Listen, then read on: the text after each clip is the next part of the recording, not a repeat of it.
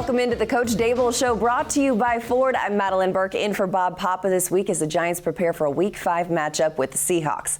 Coming up on the show, Carl Banks and Coach Daboll hit the coaches tape. Plus, we're joined by Sean O'Hara. But first, we start the show, as always, joined by the head coach of the Giants, Coach Brian Daboll, and two-time Super Bowl champion Carl Banks. And Coach, coming off of a Week 4 competitive loss to the Cowboys, when you've looked at this tape, what are the things that you're taking away?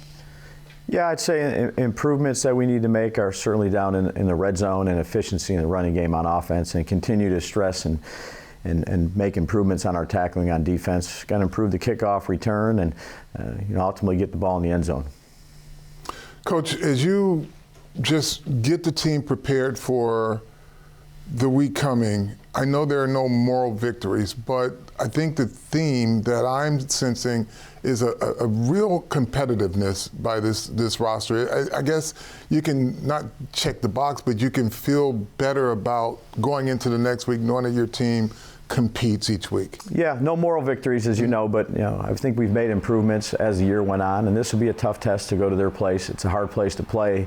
3-1 football team coming off a tough loss on Monday night, and we just got to keep on improving and working on the grind. You mentioned the Seahawks coming off a tough loss on Monday night. They've got a short week. The Giants are on a long week, 10 days between games. How does that change the way you manage the time and the preparation for the matchup? Yeah, I give a lot of credit to Aaron Wellman. He's kind of our director of sports science, and putting together our plan for this week of making sure the players had enough rest, but also get enough work in. So, we'll have some competitive periods this week with the longer time frame off, and, preparation will be key. Coach, let's look ahead to the Seahawks. And, you look at their offense, and they're a pretty balanced team. Geno Smith is playing as good as he's ever played in his career. And then you've got a running back who, is it safe to say that every point at the line of scrimmage is the point of attack because he just doesn't stick to one area? He finds openings and goes. Yeah, he's an exceptional runner. Was that way at certainly his last year at Michigan State, and been a productive player in his career so far. You saw that on Monday night where he bounced it back to the right-hand side down the red zone. He's tough. He gets hard yards. He's got good speed. He's an exceptional runner, and Chardonnay is a really good runner too. I think they're balanced, like you said. They have three very, very good receivers, a quarterback playing at a high level, and you can see with the yards they put up on Monday night, very formidable offense.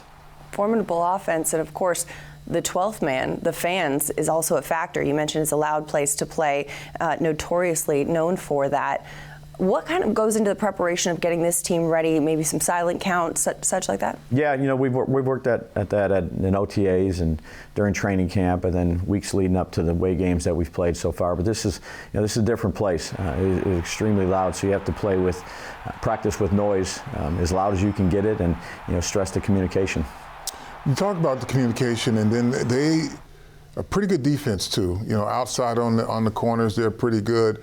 But the communication that you just spoke of from outside in, is there, and I guess you can't give your strategy away, but it's got to be a lot of communication that starts outside in or inside out? Yeah, no, there is, and it's, with the noise there, you have to do a good job of staying on track and not putting yourself in unfavorable situations when it gets really, really loud. So, everybody's going to have to be dialed in, the quarterback to the receivers, the offensive line, the backs, the protection issues.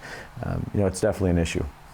You talked about earlier the receivers, especially that the Seahawks team has. DK Metcalf, Tyler Lockett, Jackson Smith, and Jigba. Geno Smith has been airing it out to these guys. What kind of a test is it for your young defensive backs? Yeah, I'd say their whole offense is a test. Like we talked about with the run game, and then you add these weapons around Geno, and Geno's playing at a very high level, as you saw on Monday night. And they had over 500 yards of offense. They didn't really get stopped too much. So it'll be a challenge. It'll take all 11 defensively, the plan, and tackling, making sure we're tight on these receivers, and giving different looks to Geno. Thanks so much, Coach. We've got much more to come here on the Coach Daboll Show, brought to you by Ford. After the break, Coach Daboll and Carl Banks hit the coaches tape. That and more. Stay with us. Welcome back to the Coach Daboll Show, brought to you by Ford. As the Giants prepare for a Week 5 matchup with the Seahawks, Carl Banks is in the auditorium with head coach Brian Daboll going over the Week 4 film. Coach, let's just go over a play that was above the numbers. We talk about a lot of the effort and the competitiveness of this team as a whole, but there's a play here that you wanted to point out that just kind of shows or exemplifies what it takes to play above the numbers. Yeah, I think this is a good example of playing good situational football, number one, and then really good execution by Kayvon in terms of getting the sack and backing them up and preventing them from scoring points there at the end of the half. So, you know, it's first down. They go ahead, and there's 44 seconds left. And they're driving here on a 2-minute drive, and, you know, Coach Bowen calls a zone defense. You know, it's a split safety defense. They get 4 guys out, 5 with the back. It's good tight coverage by Simmons, and everybody's locked into their responsibilities in terms of taking away the receivers the way they need to. But irregardless of that, you know, Kayvon does a great job of getting this tackle to open up his hips and get his weight on his outside foot, and then presses the inside shoulder, gets vertical. You know, we're trying to work a little bit of a game here to get the guard turn and get a one-on-one matchup with the tackle. And this was really a big play for us at the end of the half to prevent points. But it's all tied together, as you can see. You know, Dak drops back. He wants to go here to the tight end to try to get the ball out of bounds. Isaiah's doing a great job in matching him. And then, you know, we got a wide front here with 2 wide 3 techniques with Chapman and Dex.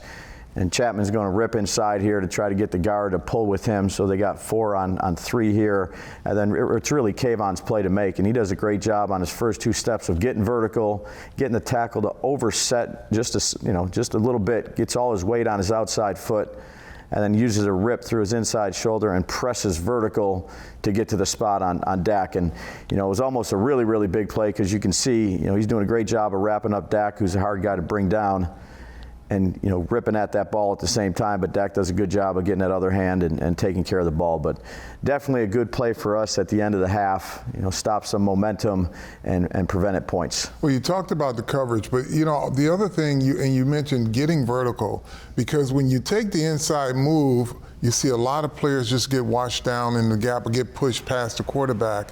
And this, you know, the quarterback's foot is set. He's ready to release the ball. Good coverage there, but Kayvon just gets vertical and works through, like you said, and gets the quarterback to the ground. Yeah, and you would know better than anybody, Banksy. So, again, you know, Kayvon has improved throughout the year, but I like his burst off the ball. And you said it exactly right. You know, instead of getting washed flat down where Dak can go ahead and move, he presses vertical and does a great job of getting to the spot and then finishing the play. And you can see the rush plan with it. You know, Banks is going inside. Dex is trying to set him up to play a little game right here. So really, there's not much. You know, he can't really go outside. We got a couple guys sitting out there waiting for him. Good rush plan. And, you know, Kayvon does a great job, individual effort and technique to go ahead and finish the play. Yeah, all part of the plan, Coach, and hopefully we'll get a chance to see more of that. The pass rush seems to be coming along really well. That'd be great. Yep. Thanks, Coach. We've got much more to come here on the Coach Daboll Show, brought to you by Ford. Stay with us. We'll be back with more after this.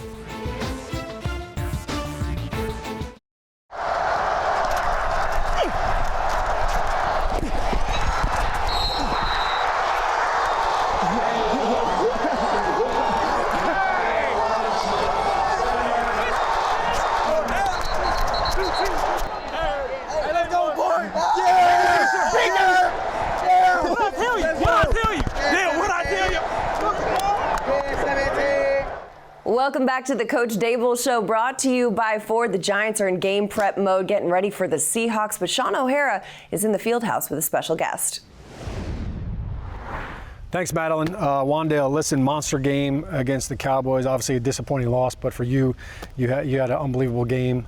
You're looking to build on that, obviously, against Seattle. What are you seeing from their defense, and what are you looking forward to attacking? It's a very good defense. Nothing too crazy with the pressures or anything like that, but they're really good on the back end, so we just got to be really good with our route techniques and catching the ball and doing what we can after the catch. Yeah, I know you guys are looking forward to starting fast on the road. It's going to be a little loud there. Maybe not so much of a difference for receivers. You're outside there, but like if DJ's trying to change the route, he can't yell it to you. You can't say it to you, right? So it's all hand signals? Oh, yeah. Yeah, I say we definitely have to get right with our hand signals during the week, making sure we're good with all of our communication, and just in case whatever may come out, but different coverage that we're not expecting. So just got to be on top of everything. All right, you mentioned coverages, so let's get right into it. Let's talk the difference between man versus zone. If you know you got a man coverage, like what are you thinking right now as you're trying to get free and create some space? One, I got to know if I have a whole player in there too, so that knows how much I can play with this guy right here. But usually they're outside leverage and one high, and so always trying to break his leverage and make him just chase me. So why does he have outside leverage on you? Because he's got help on usually he line? has a whole player and he got some help in there. So usually trying to get him more wide, make him move some more out here. Line me out. And then either if you want to go ahead and stay in here, I can go ahead and break out. If you want to stay out, I have more room now for this little area right here if we want to bring a slant in here. So if zone, I could still be standing here, right, pretending like I'm man. Yep. But on the snap, how do you determine that it's now zone? I mean, if you're going to play me inside, if you're going to play inside, I might try to attack you this way. And if you let me get in there, I'll go ahead and take it, because usually that Mike Backer's pushing the number 3 that we have over there. And then, but if you want to wall me off right here, right, I usually just break right out right here. So you cut out. But if everything just vacates, I can just sit, and that's whenever DJ usually just snapping the ball right on me. That trust has got to be there, right? So if you sit down in the zone too, yeah, does Daniel lead you like away from the defender? Like I know a lot of times quarterbacks will say throw away from the defender so you're not getting your guy hurt. Yeah. Like, are you guys at that level? Oh yeah, I mean DJ, he's pretty good about putting it on whatever side that he wants me to turn and putting me away from the defender. So lets me have some good run after catch with the ball, especially on those ones that my back's against the defense and you don't really know quite exactly where everybody is. So you mentioned the yards after the catch. How do you practice that? Like, how do you know where the defender is, and how do you know which way to turn? Is that just when your running back skills from your background kind of take over? Yeah, I would say it's more so the running back skills, but whenever I'm catching the ball and my back's against the defense, I always try to figure out where you're going to be when I make the break. So if you're going to be right there, right, I know I want DJ to put it right here so I can turn this way and get away from you right here. You could feel that in man coverage. I can. But what about zone coverage? In zone, it's all wherever he's going to put it, and then it's just you got to drop step real quick and knife. I say Dave's is real big on getting north and south, not going in sideways, making sure that you get every yard possible. Okay, a lot of people will reference, hey, there was an option route on this play. Yep. What is an option route, and how do you know when you're going to do what you do, and how do you know that DJ knows what you're going to do, what you're doing? There's a lot of different things. But the option is simple: in, out, sit. Can do it a lot of different ways. Can get there a lot of different ways. It's really being on the same page with the quarterback. Again, having that single high, two high, and it's kind of eliminating what you can and can't do. And then from there, after the snap, it's just all you, just being you. And Dave just likes to tell me just get open however I can. He never likes to handcuff me and run in my routes or anything like that. So it's not a pre-snap decision. It's kind of, hey, once the ball snapped and once I get going, I'm feeling because this guy can move too. Mm-hmm. Yeah, so he can move too if he's inside and it's just straight man. He's inside leverage break out. He's outside leverage break in. Head up, you just got to win. And so everything just vacates. Like I said, you just hook up and DJ will put it right on you and get the yards after catch. Wandale, appreciate the time, man. Yes, sir. Good luck at Seattle. Thank you. Tell Julian Love you said hello. I got you.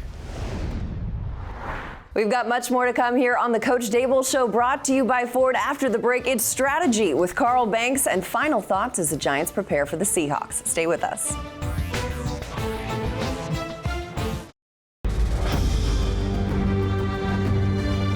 The Bronco defense felt they had to stop Joe Morris. Lo and behold, it's Phil Simms that they have to stop.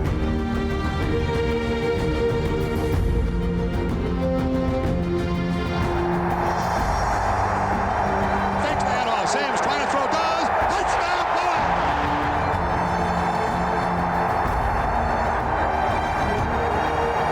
Morris turns around, back to Simms. On the flea flicker. Simms is looking way downfield. He's got to receive it. Complete. Down to the 10. 5. Still in the pocket of the 1-yard line. Simms throws. End zone. Bavard, touchdown! I felt for a long time that Phil Simms was the most underrated quarterback in the NFL. This game, he's proven it. I'm going to go to Disney World. I'm going to go to Disneyland.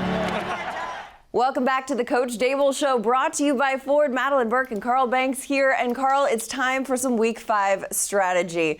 Giants taking on the Seahawks. We've got to start with this run game. Kenneth Walker III, the 3 for 3 touchdowns on Monday Night Football. What do you see from the running back? Yeah, well, I can tell you what the defense will see. They will see that no gap is sacred.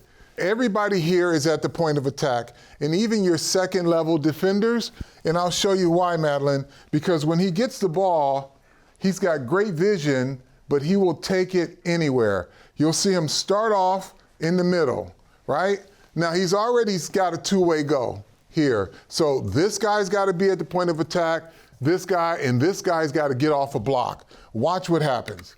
He cuts it back, and now he's all the way back outside of the edge guy, and this guy's out leveraged, and so he's off to the races. So every position on your defense is at the point of attack, and they cannot relax, because if the ball goes one route, it could end up back to you. So getting off of blocks is important. Here it is again. Good vision. Starts out. He's over here. What are these guys doing? Here, here, here. Take a look. Let me bring it back. You miss a tackle at the point of attack here. Here's the point of attack. Got to get him down there. He misses. These two guys are on the ground at the point of attack. One of these two guys could get him there. They're on the ground. He comes through, last line of defense here. Your safety takes a bad angle. He gets outrun into the touchdown. So every position on your defense is at the point of attack, because he could hit anywhere. Absolutely, and it was, as we saw Monday night with the run game, Kenneth Walker III, 12 runs, 80 yards, 3 touchdowns. But we got to talk about the passing game. Geno Smith here leading the NFL in passing yards, second in completion percentage, and he's been able to keep plays alive. Well, that's the key. Like, if you blur out who he's throwing the football to and just focus on him, he's making great decisions. He's very athletic. He scrambles, not to run, even though he can, but he's scrambling to find a receiver down the field. And here, you'll take a look. The Patriots here in man defense, right? By the time his back foot hits, he's ready to throw the ball. No one's open. That's the intended target. What does he do? He pulls it down, moves around. His guys uncover. He throws the football. So he's a big, strong guy, but every time he moves around in the pocket, he's moving to make a play. A lot of credit is going to this Seahawks offense. Of course, they're putting points on the board, but the defense is one that we've got to talk about going into this week. Well, this Seahawks defense is a little different, right? Because they will show you 5 to 7 men at the line of scrimmage, and you can see they're all across the line, including the corner here.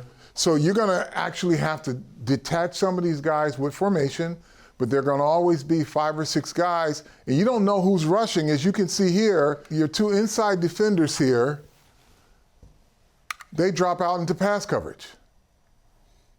And now all your edge guys are coming.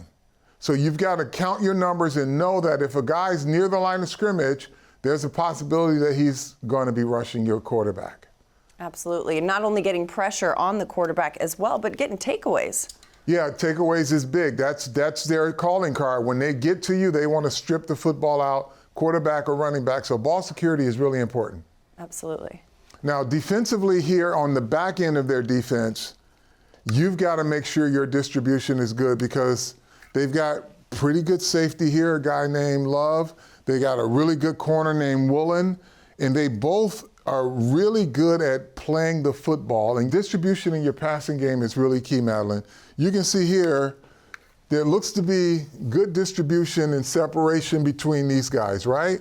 But as the play continues, you've got a safety here playing center field. Watch what happens. All your receivers now, these 2 guys are in the same position. This safety can come up and make this play, or he can make that play. They throw it, they led him right to the football. So you've got to make sure your route running and your separation is key, because you don't want to give a safety a clear look at where the football is going to be. And that's Julian Love with a takeaway earlier this season. Love, of course, left Monday night's game with a thigh injury. We'll monitor the injuries leading into Sunday's matchup. Seahawks giving up 42 points to the Lions on Monday. But, Carl, as we look ahead to this Week 5 matchup in Seattle, what are your final thoughts? Final thoughts is you got to tackle and you got to be disciplined. On the defensive side, running the ball is important on the offensive side. Absolutely, and a strong test for this Giants young secondary against Geno Smith and the air attack that is the Seahawks passing game. This week's game is presented by Invisalign, the official smile of the New York Giants. All right, that's a wrap for the Coach Daboll Show, brought to you by Ford. For Carl Banks, I'm Madelyn Burke. Thanks for watching. We'll see you next time.